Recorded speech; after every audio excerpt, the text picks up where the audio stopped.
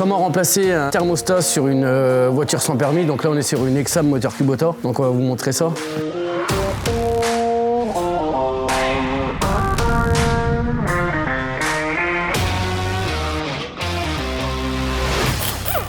Donc il va falloir qu'on vidange notre liquide de refroidissement, donc je vais venir ouvrir le bouchon du vase d'expansion et puis on va lever la voiture pour vidanger le liquide. Tac.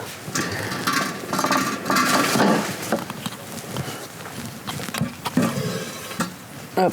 Donc on met notre récipient pour reprendre l'ancien liquide de refroidissement. Donc là je vais venir enlever la durite la plus basse sur le radiateur.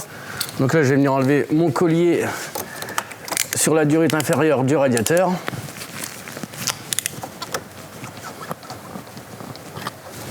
Hop.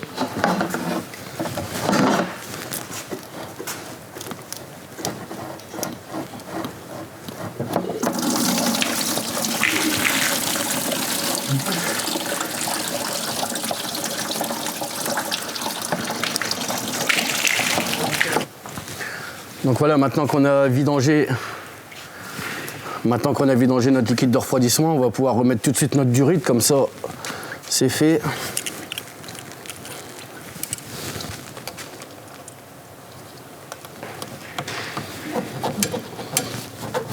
Hop. Donc voilà, notre durite est remise. On va pouvoir rebaisser le véhicule et puis remplacer notre thermostat.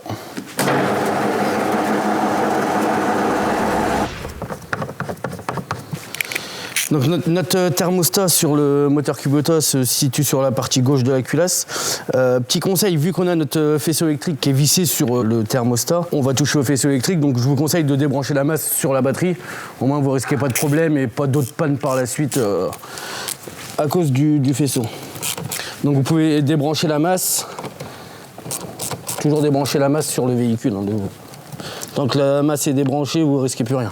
Donc on va pouvoir enlever notre faisceau là, qui nous gêne pour pouvoir sortir notre couvercle. On va pouvoir couper le riselant et ensuite on va se faire de la place, donc enlever nos deux vis qui tiennent le couvercle du thermostat, mais en même temps le faisceau, et on va voir s'il y a assez de place pour pouvoir sortir notre thermostat comme ça. Donc on peut débrancher, on va se faire de la place, ça évitera de casser la cosse ou la sonde. Ça c'est la sonde de température pour le préchauffage.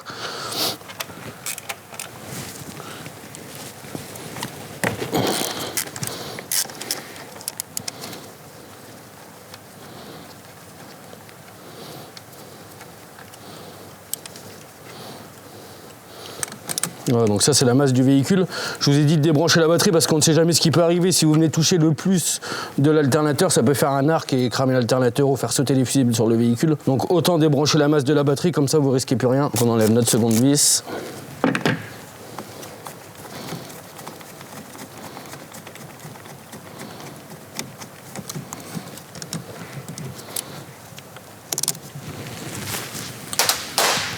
Donc là. Bon, bah, du coup, on a accès à tout. On n'a même pas besoin d'enlever notre collier qui tient la durite. On peut le mettre sur le côté.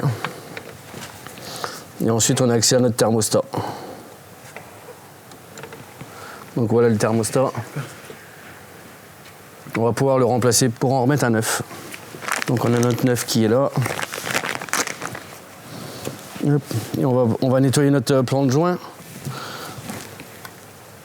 Donc on va enlever le vieux joint pour remettre un neuf. Donc on va pouvoir sortir le vieux joint. Il est bien collé.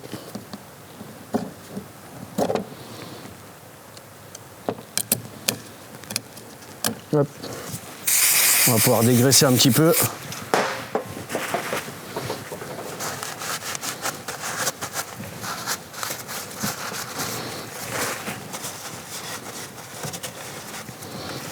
On va avoir une surface de joint bien propre et bien sèche.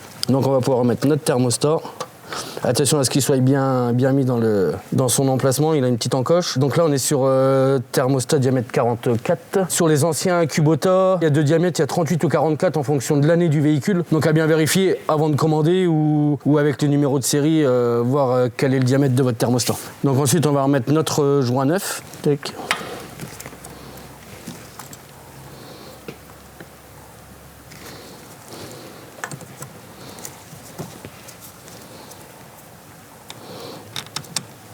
On va mettre une première vis qu'on va serrer à la main.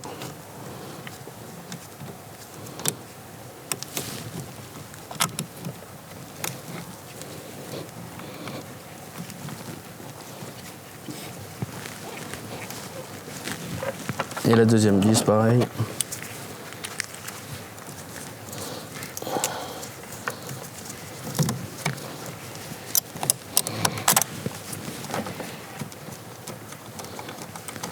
On va pouvoir venir resserrer notre couvercle du thermostat.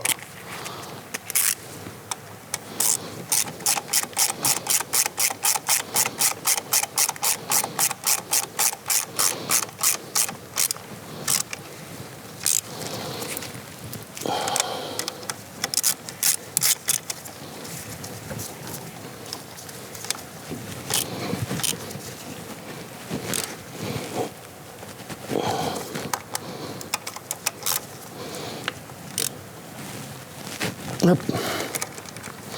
Donc là, notre thermostat est remonté, on va pouvoir rebrancher tout ce qu'on a débranché, donc notre petite cosse de sonde de température pour le préchauffage. On va pouvoir rebrancher la masse, remettre le liquide de refroidissement. On a remplacé le thermostat pour un problème de chauffe-moteur, donc c'est la première chose à faire avant de faire d'autres manipulations. Vous pouvez rebrancher votre batterie, remettre le liquide de refroidissement, faire chauffer le véhicule jusqu'à déclenchement du ventilo, attendre qu'il refroidisse pour refaire votre niveau de liquide de refroidissement. Et voici comment remplacer un thermostat sur une Exam.